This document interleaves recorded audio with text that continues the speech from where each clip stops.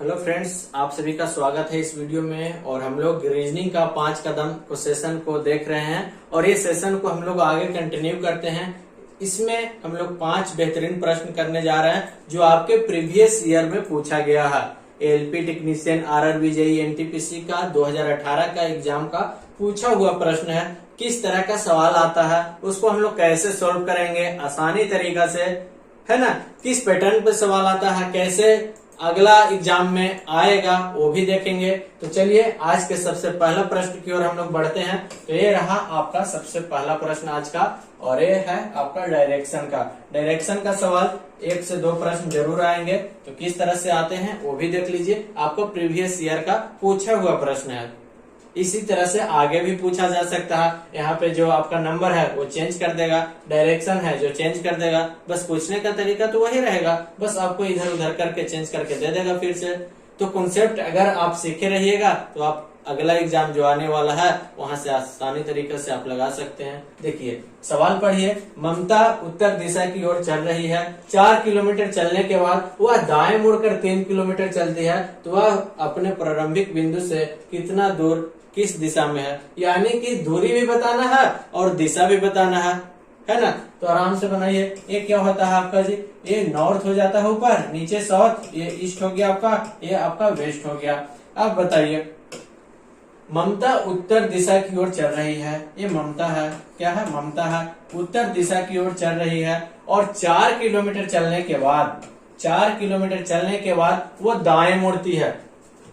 दाएं किधर हो जाएगा आपका, इधर से चल रही है तो ये बाएं, ये दाएं, दाएं मुड़कर कितना चलती है, 3 किलोमीटर। और ये 4 किलोमीटर चली उत्तर दिशा की ओर और दाएं मुड़कर कितना चली, 3 किलोमीटर। अब बताना है कि वह अपने प्रारंभिक बिंदु से कितनी दूरी पे है। प्रारंभिक बिंदु कहाँ हो गया जी, स्टार्टिंग पॉइंट जहां से वो चली थी, और कहाँ पे पहुंच गई, तो यहाँ पे पहुंच गई।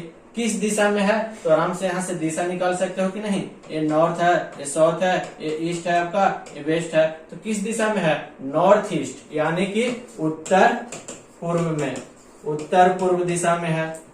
कितनी दूरी पे है, तो ये आपका 4 है जी। ये आपका क्या है, 4 है, ये 3 है, तो ये क्या हो जाएगा, 5 हो जाएगा। पाइथागोरस पढ़े हैं ना मैट्रिक में, तो उसके अनुसार ये 3 है, ये 4 है, तो ये जो आपका कर्ण है तो कितना हो जाएगा, 5 हो जाएगा। तो उत्तर पूर्व दिशा में 5 किलोमीटर, इसका जो आंसर हो जाएगा उत्तर पूर्व दिशा 5 किलोमीटर कहाँ है, उत्तर पूर्व। तो ऑप्शन ए में, ऑप्शन ए इज द क्या हो जाएगा, करेक्ट आंसर हो जाएगा। आराम से इस तरह का सवाल जब आए तो बना सकते हो। कॉन्सेप्ट समझिए किस तरह से बन रहा है, किस तरह से डायरेक्शन को हम शो कर रहे हैं, इसको समझ लीजिएगा, आराम से बन जाएगा। ठीक है, चलिए अगला सवाल की ओर हम लोग बढ़ते हैं।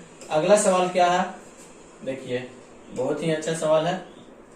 यदि प्लस का अर्थ भागा है, भागा का अर्थ माइनस है, और माइनस का अर्थ गुना है, गुना का अर्थ प्लस है, तो आपका जो दिया गया है 10 + 5 भागा 7 - 4 गुने 30 का मान क्या होगा, ये सवाल है। अब कुछ लोग इसी को सोल्व कर देंगे तो क्या हो जाएगा, गलत हो जाएगा। आपके साइन जो दिए गए हैं उसका अर्थ चेंज करना है। जैसे आपका 10 प्लस का अर्थ क्या है, भागा, तो यहाँ क्या लिखेंगे, भागा लिखेंगे। अब भागा का अर्थ क्या है, माइनस, तो यहाँ क्या लिखेंगे, माइनस। माइनस का अर्थ क्या है, गुना, तो यहाँ पे क्या हो जाएगा, गुना हो जाएगा। और गुना का अर्थ क्या है, प्लस, तो यहाँ पे क्या हो जाएगा, प्लस हो जाएगा। हो जाएगा ना। अब बोडमास बना दीजिए, बोडमास हो गया। अब 10 भागा 5 है तो क्या आ जाएगा जी, 2 आ जाएगा, माइनस 7 गुने 4 + 30। फिर गुना के क्रिया करेंगे तो 2 गुने 7 को 28 + 30 हो गया। अब 30 और 2 32 हो गया जी, 32 - 28 यानी कि कितना आ जाएगा, 4 आ जाएगा। Option D is the correct answer. आराम से इस तरह का लगा सकते हो। प्रीवियस ईयर में पूछा हुआ प्रश्न है। अब बोलिएगा कि इतना आसान आता है, तो पूछा गया सवाल है, रीजनिंग आसान ही होता है, आप सभी लोग बना लीजिएगा। और जो नहीं समझते हैं उनके लिए क्या हो जाएगा, हार्ड हो जाएगा। जो समझते हैं, जो आते हैं, उनके लिए क्या हो जाएगा, आसान हो जाएगा। आसान और हार्ड कुछ नहीं होता है। जिसके लिए जो आता है वो आसान हो जाता है, और जो नहीं आता है वो हार्ड हो जाता है। सभी के लिए सेम है। ठीक है, चलिए अगला सवाल की ओर हम लोग बढ़ते हैं। अगला सवाल कथन का है जी। देखिए बहुत ही अच्छा निम्न प्रश्न का उत्तर देने के लिए कौन सा कथन पर्याप्त है। सवाल कह रहा कि निम्न प्रश्न का उत्तर देने के लिए कौन सा कथन पर्याप्त है। दिए गए कथनों के आधार पे माँ की आयु ज्ञात कीजिए। अब माँ की आयु ज्ञात करना है। कथन 1 और कथन 2 दिया गया है। अब कथन 1 से हम माँ की आयु ज्ञात कर सकते हैं या कथन 2 से हम माँ की आयु ज्ञात कर सकते हैं, ये आपको फाइंड आउट करना है। अगर ए से हो जाएगा कि कथन ए से हम माँ की आयु ज्ञात कर लिए तो आंसर हो जाएगा कि कथन 1 पर्याप्त है। अगर कथन 2 से हम माँ की आयु ज्ञात कर लेंगे तो आंसर क्या हो जाएगा कि कथन 2 पर्याप्त है। अगर दोनों से हो जाएगा तो कथन 1 और 2 दोनों से पर्याप्त है। और कथन 1 और 2 दोनों से अगर माँ की आयु हम नहीं निकाल पाएंगे तो आंसर क्या हो जाएगा कि न तो कथन 1 और न तो कथन 2 पर्याप्त है। चलिए कथन 1 को हम देखते हैं। तो माँ की आयु अपने पुत्र की आयु से 10 वर्ष अधिक है। तो कथन 1 से क्या हो जाएगा, मान लें कि पुत्र की आयु क्या है 1 है, तो माँ की आयु क्या हो जाएगा जी 1 + 10 हो जाएगा कि ना 10 वर्ष अधिक बोल रहा तो कथन 1 से हमको पता ही नहीं चल रहा कि माँ की आयु क्या होगा। पुत्र की आयु दे देता तो आराम से निकल जाता। अगर पुत्र की आयु दे देता कि पुत्र की आयु 20 साल है और माँ की आयु पुत्र की आयु से 10 वर्ष अधिक है तो आराम से यहाँ से माँ की आयु ज्ञात कर सकते थे। लेकिन माँ की आयु पुत्र की आयु से 10 वर्ष अधिक है, यहाँ से हम माँ की आयु फाइंड आउट नहीं कर सकते हैं। यानी कि कथन 1 से हम नहीं निकाल सकते हैं कि माँ की आयु क्या है। कथन 2 को अब चेक करते हैं हम लोग। पुत्र की आयु पुत्री से 24 वर्ष अधिक है। अब पुत्र की आयु 1 है और पुत्र की आयु पुत्री से 24 वर्ष अधिक है, यहाँ से भी हम नहीं निकाल सकते हैं। किसी एक का आयु दिया रहता तो आराम से निकल सकता था। हम 2 से भी माँ की आयु नहीं निकाल सकते हैं। तो इसका जो आंसर हो जाएगा ना तो 1 और ना ही 2 पर्याप्त है। Option b is the correct answer. न ही 1 और न ही 2 कथन हमारा जो कथन है जो पर्याप्त है। Option b is the correct answer. यहाँ से हम माँ की आयु ज्ञात नहीं कर सकते हैं, कोई भी कथन से नहीं। ठीक है, तो इस तरह का सवाल आप आराम से लगा सकते हो। बस समझना है किस तरह से हम बता रहे हैं, उसको आप समझ लीजिए अच्छा से। आगे आने वाला प्रश्न को आप आसानी तरीका से सोल्व कर सकते हैं। अगला प्रश्न की ओर हम लोग बढ़ते हैं। अगला प्रश्न क्या बोल रहा है देखिए, बहुत ही अच्छा सवाल है, क्लॉक का है। 2:13 हो रहा है जी। सुई और घंटे के बीच, मिनट और घंटे के बीच के डिग्री, कितना डिग्री का कोण बनेगा। ये आपका क्या है, घड़ी है। ये क्या है, आपका घड़ी है। और 2 बज के क्या हो रहा, 2 बज के यानी कि 2 बज गया है, 2:13 हो रहा, 2:13 हो रहा है। और मिनट और घंटे के बीच का जो सुइया के डिग्री कितना बनेगा, कितना डिग्री का कोण बनेगा मिनट और घंटे के सुई के बीच। तो आपको 2:13 समय दिया हुआ है।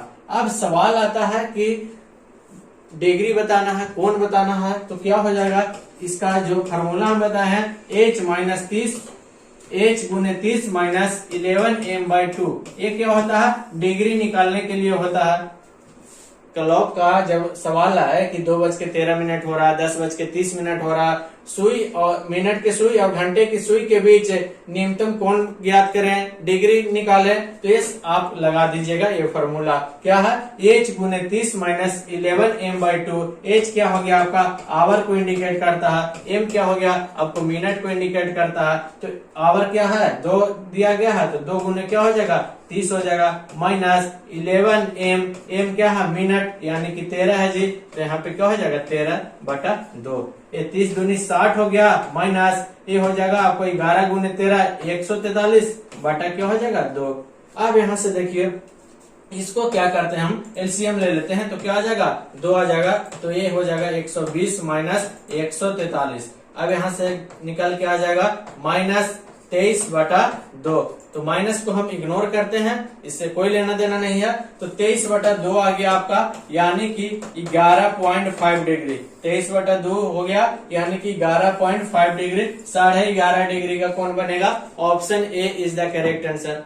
पूछ देगा सवाल में कि 10:30 बज रहा, 10:30 हो रहा, तो मिनट और घंटे के सुई के बीच न्यूनतम कोण कितना बनेगा, कितना डिग्री का कोण बनेगा। तो यहाँ से फॉर्मूला h × 30 - 11m/2 आप जानते हैं। तो h क्या हो गया आपका 10 हो गया, तो 10 × 30 हो जाएगा जी 11। और m क्या है आपका 30 है, तो 11 m/2 कर देंगे यहाँ, तो ये हो गया आपका 300 माइनस ये हो जाएगा आपको 330/2 हो जाएगा, यानी कि 115। तो 300 माइनस 165 हो जाएगा ना, 300 माइनस 165 यानी कि 135 डिग्री का कोण बनेगा।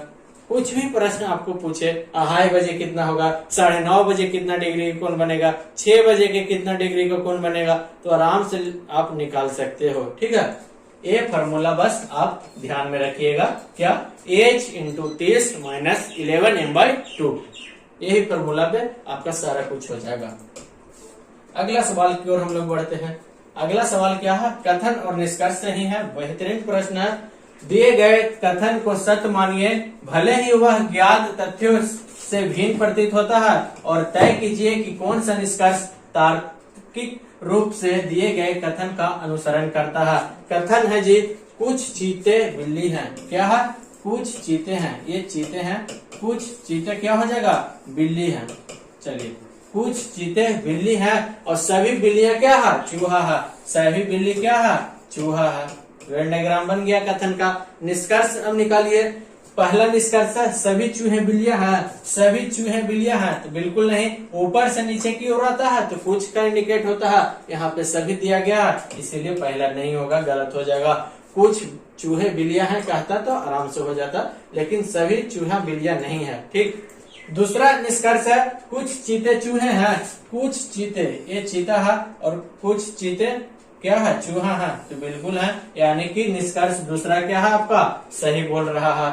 अब यहाँ से क्या हो जाएगा, केवल निष्कर्ष 2 अनुसरण करता है, option D is the correct answer, यहाँ पे डी ऑप्शन सही हो जाएगा। तो कथन निष्कर्ष आप बहुत ही आसानी तरीका से बना सकते हैं। कॉन्सेप्ट को समझिए किस तरह से बन रहा है, एग्जाम में भर भर के आएगा आपको एग्जाम में, तो आप याद रखिए कॉन्सेप्ट को और खूब सारा प्रश्न कीजिए, बनाइए, जितना बनाइएगा उतना प्रैक्टिस हो जाएगा, उतना कॉन्सेप्ट क्लियर होगा। तो इस तरह का सवाल आपके प्रीवियस ईयर में पूछा हुआ था और हम लोग बेहतरीन प्रश्न यहाँ पे कर रहे हैं जो आपके प्रीवियस ईयर में पूछा हुआ प्रश्न है LP technician, RRB JEE, NTPC का। तो वीडियो अच्छा लग रहा है तो आप कमेंट करके जरूर बताइएगा, और चैनल पे नए हैं चैनल को सब्सक्राइब कर लीजिए, अपने दोस्तों को पास शेयर कर दीजिए, लाइक कर दीजिए वीडियो को, और मिलते हैं हम लोग अगला वीडियो में। तब तक के लिए थैंक यू।